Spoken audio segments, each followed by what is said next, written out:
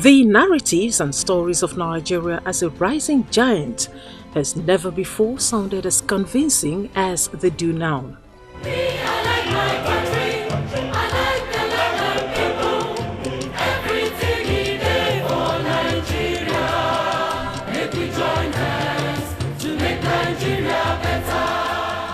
Never before have the changes been so visible and apparent. And the people of this great nation, indeed the world's most populous black nation, have never before now passionately embraced the hope of better times accentuated by responsive government.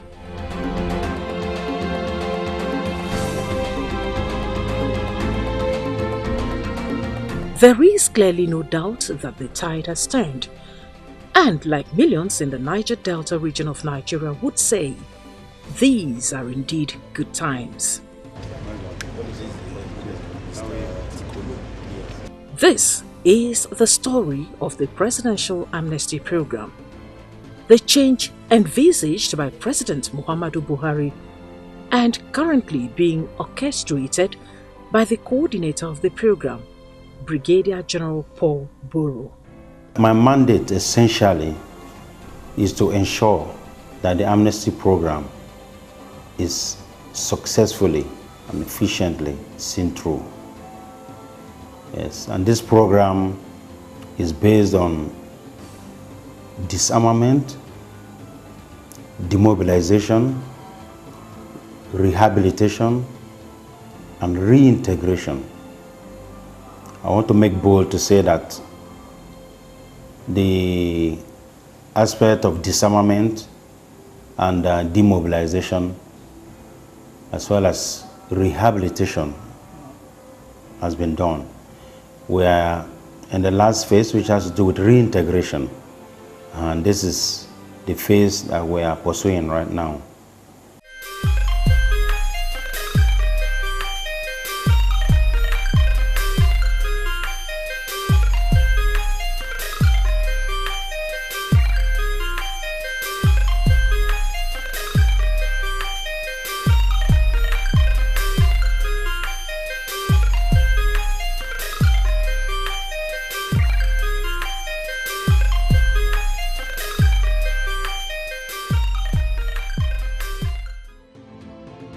In telling the story of the Niger Delta region, there is the distinct feeling that one is telling the very story of the fatherland. A story of struggles and strife, as well as the collective emergence of a people's will to succeed, even in the face of lurking shadows of doubt.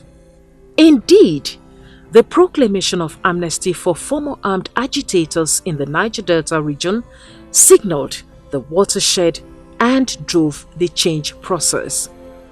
Incidentally, change is the mantra of President Muhammadu Buhari's administration.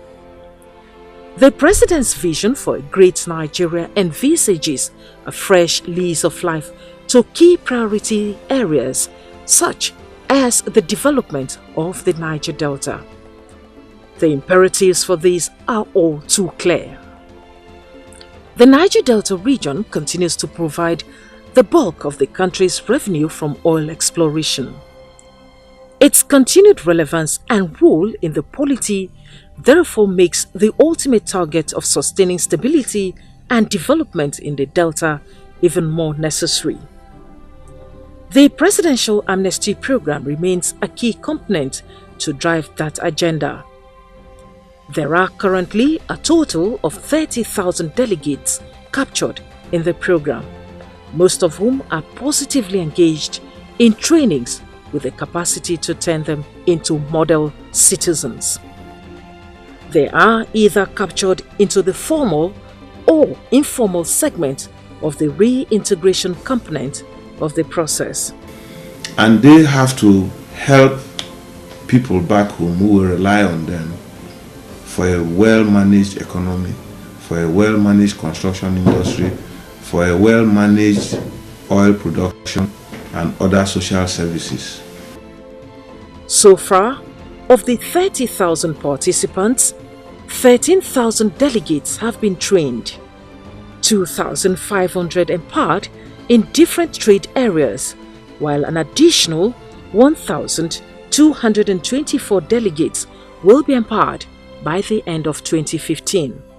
So the post-training answers the question, what next after the training? And because it's a DDR program, you just have to ensure that those persons that have been trained, okay, have gainful employment, at least that's either gainfully employed as salary earners, or you empower them so that they can also contribute to their own part into building the society in terms of wealth generation, owning businesses. But then, what are the imperatives of this training for youth who mostly hail from areas considered socially disadvantaged? This amnesty, like you said, it's working. You know, like people don't understand the meaning of having academics overseas. It's an added advantage. You know, like life is not really fair. Like what I saw is a different ball game altogether. What I studied, the environment, everything makes me understand that we can do better. My mind is more open. It has exposed me, and then I've gained skills that I didn't have. I studied masters in business management, and I've gained skills in management, in operations, and I didn't have those skills.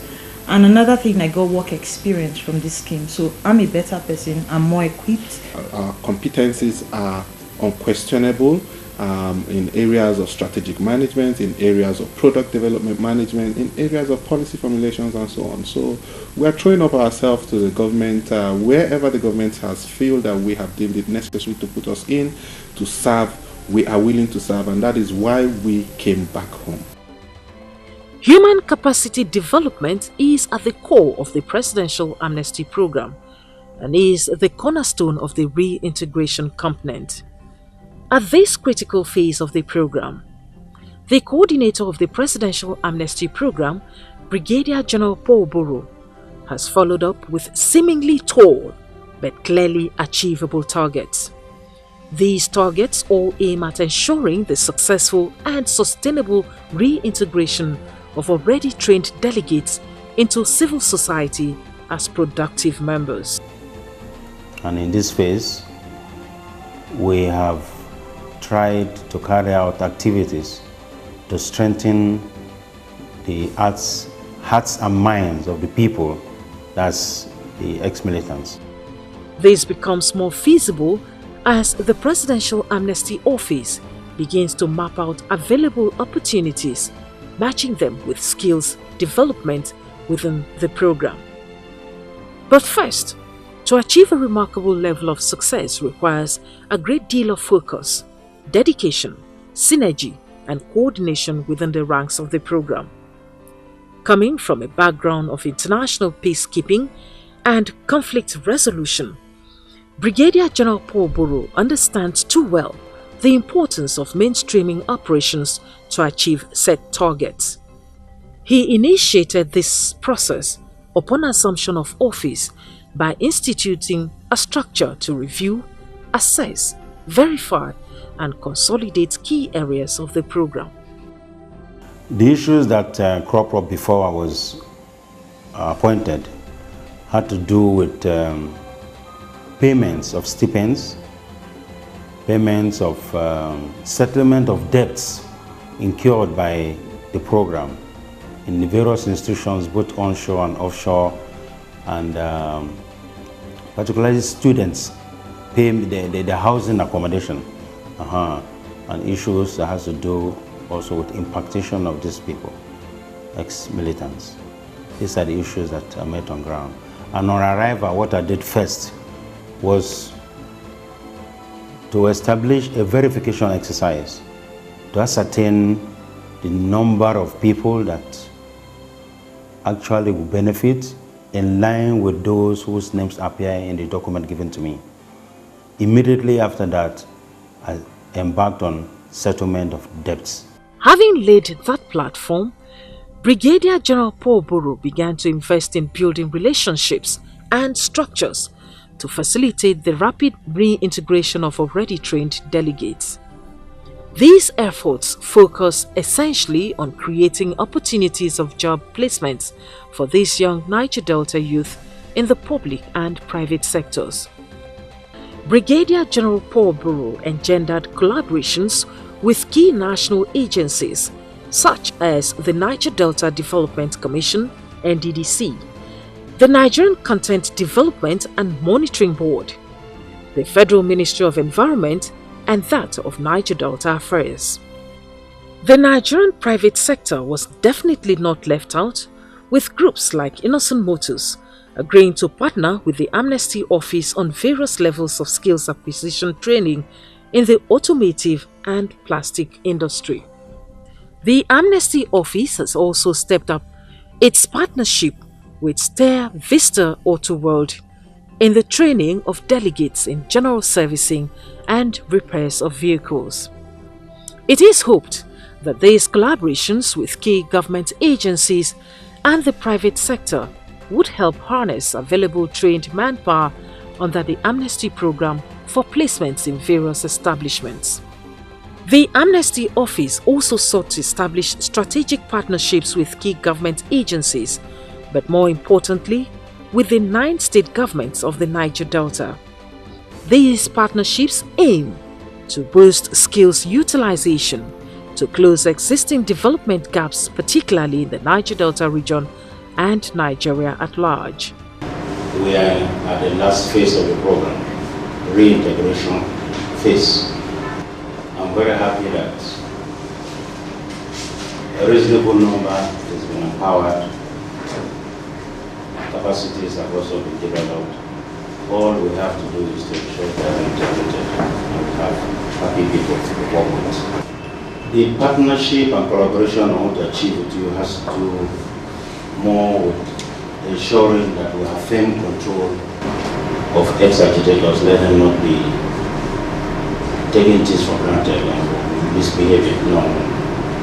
So we'll be on their toes and ensure that they are disciplined, we do not create chaos within the administration.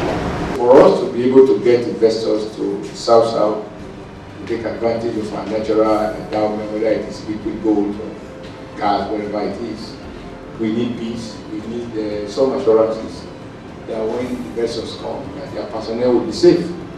But the established businesses, then these young ones can have jobs, and good jobs too. The last week, almost all the states in this supplement, we have NDA centers, the National Director of Employment. If there is a way to equip those centers so that they can actually address specific needs of the region. Let me sincerely thank you for this great and noble idea. Let me also thank you and thank Mr. President and extend the felicitations to the people of Cross State for this magnanimity. They are reaching forward and taking a new step by providing a program for their reintegration.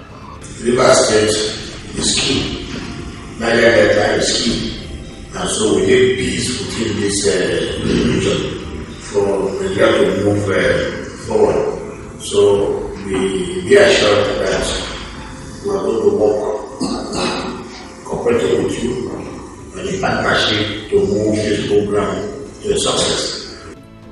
Another significant development which resulted from the meetings with the state government is the agreement to monitor the progress of delegates under the program in their respective states, as well as the implementation of agreements reached. To achieve this, the Presidential Amnesty Office has set up liaison offices in all of the states of the Niger Delta. But Brigadier General Paul Buru and his team did not confine themselves to seeking only partnerships with national groups. The coordinator stimulated partnerships with international interest groups such as the United States Agency for International Development, USAID, European Union, EU, Japan International Cooperation Agency, JICA, the United Kingdom's Department for International Development, DFID. Business and social linkages were established between the Presidential Amnesty Office and other international bodies like the United Nations Development Programme, UNDP, and several international missions and embassies in Nigeria. These are expected to ultimately help create the needed atmosphere that would generate viable job opportunities for trained delegates under the program. The slide there, you have our full support, both politically and I hope in what assistance we can help you with in terms of the job, the work that you've laid out, reintegrating ex-agitators, raising income levels in order to sustain the impacts of the Amnesty program and deliver stability in the Delta. Israel would like to partner with you. It's not to be of help, it's to partner with you. And I mean it. I think especially in two issues. One is dealing with agriculture as a mechanism of conflict resolution in the Niger Delta. I think we can partner. I think we can do a lot. The show of support from several international interest groups was encouraging and welcoming. But perhaps the most glaring show of commitment by the Presidential Amnesty Office towards enlisting the support of the international community was demonstrated during an official visit by Brigadier General Paul Buru to the United Kingdom. It was basically an outreach to both old and new partners in the United Kingdom. Indeed, it provided a unique opportunity to redirect the disposition of key public and private enterprises in the United Kingdom towards working with the Nigerian government on sustaining peace and stability in the Delta. This agenda became more apparent as the coordinator of the Presidential Amnesty Program, Brigadier General Paul Buru, addressed prominent public and private sector figures in London. He met with policy analysts at the Chatham House and spoke to a room of experts from the Royal African Society on a future without conflict in the Niger Delta. How many people here are optimistic about the situation in the Niger Delta, and how many people are pessimistic? First of all, who are the optimists? Who think, yes, it is now solved, it's going to be okay? 7, 8, 9, 10, 12. How many people think it's pessimistic? 1, 2, 3. Brigadier General Buru took his advocacy for support to UK's House of Lords and the Financial Times. The key outcomes from most of these meetings are indicative of the willingness of foreign groups to partner with the Presidential Amnesty Office in achieving its core mandate of entrenching human capital development in the Niger Delta. It was in a bid to consolidate on these gains that the Presidential Amnesty Office established a liaison office at the Nigerian High Commission in London. It was one of the fallouts of the meeting between Brigadier General Paul Buru and the acting Nigerian High Commissioner, Ambassador Olukunle Bambushi. A significant outcome of the meeting was the statement of affirmation by the Nigerian High Commission to be proactive on matters concerning the Presidential Amnesty Program. That includes taking an interest in the progress of delegates of the program currently undergoing some form of training in the United Kingdom. Monitoring and evaluation is an integral aspect of the Presidential Amnesty Program. While in the United Kingdom, the coordinator of the program, Brigadier General Buru, used the opportunity to verify the progress of scholarship students under the program. Brigadier General Buru met with the student representatives from 71 universities in the United Kingdom.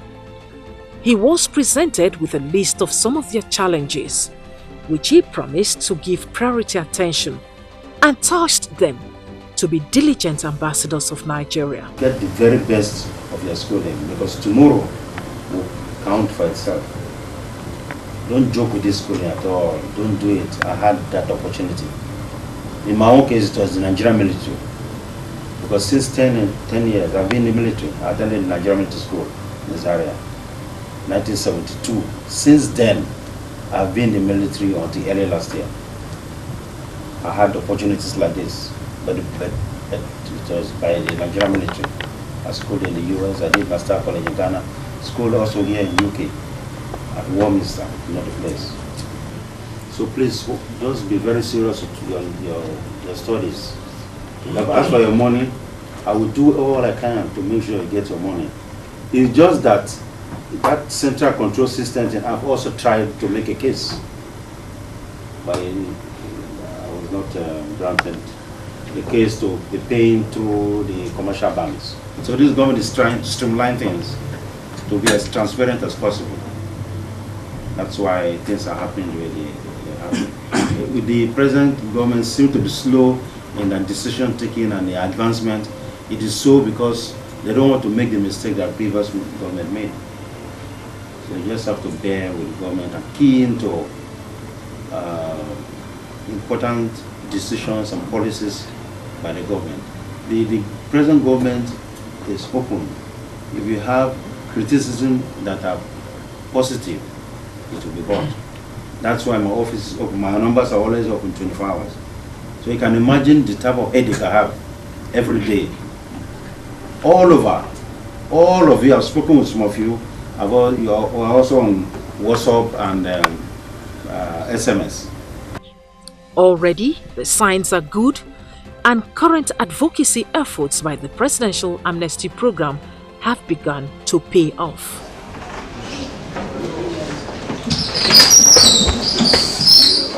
For instance, the prospect for further training of some delegates of the program by the Nigeria Armed Forces was raised by Brigadier General Boro during an extensive official visit to the service chiefs.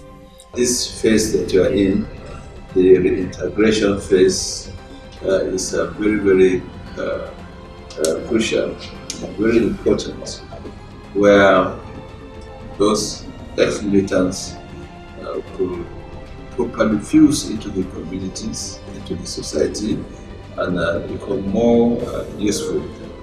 And their acceptance in the society is very, very fundamental. The Chief of Defense Staff, General Abayomi Olonishakin, the Chief of Naval Staff, Vice Admiral Ibokete Ibas, and the Chief of Air Staff, Air Vice Marshal Sadiq Baba Abubakar, were upfront in their support of the Presidential Amnesty Program and its impact in the Niger Delta region. The Presidential Amnesty Office elicited key agreements with each of the groups. With the Nigerian Navy, it was an agreement to collaborate in the areas of security in the Delta, sustaining peace in the area and exploring employment opportunities. There was an agreement with the Nigerian Air Force to collaborate in the training of some delegates at the pilot school in Enugu. Brigadier General Boro also brought up the viability of recruitment of trained delegates into the paramilitary when he visited the heads of the Nigeria Immigration Service, the Nigerian Customs Service, and the Nigeria Security and Civil Defense Corps. I have manpower, credible manpower that needs to be trained, to complement what you're doing so that you can have enough to ensure that you are able to, if not 100%, at least try to meet up the mandate given to you. So this manpower that I have, we will discuss at levels to ensure that they are trained and then make them available to you. Because that is the area we are now in a program of DDR, in the Amnesty program. We're in the last phase of the Amnesty program. Yes. We're in the reintegration phase of the DDR. Educators needs to be absorbed. Yeah, it is the phase where we are now, so that we are looking for areas where they can be absorbed. We are already trained, but you can now come up with specialized training that has to do with your field. But we'll make them available to you, groom them to the way you want, the manner you want, and then see how they can be absorbed. While efforts continue in the drive to enlist more support, the Presidential Amnesty Office has succeeded in facilitating the engagement of 400 trained delegates within the public and private sectors in Nigeria. The Presidential Amnesty Program is gradually instilling a culture of self-reliance and sustenance amongst delegates of the program. This is the hallmark of the exit strategy in the reviewed Sustainable Reintegration Drive, which helps to ensure self-development and promote wealth creation among trained delegates. The ultimate agenda is to grow a community of experts in relevant fields and vocations that would contribute to sustained growth in the Niger Delta.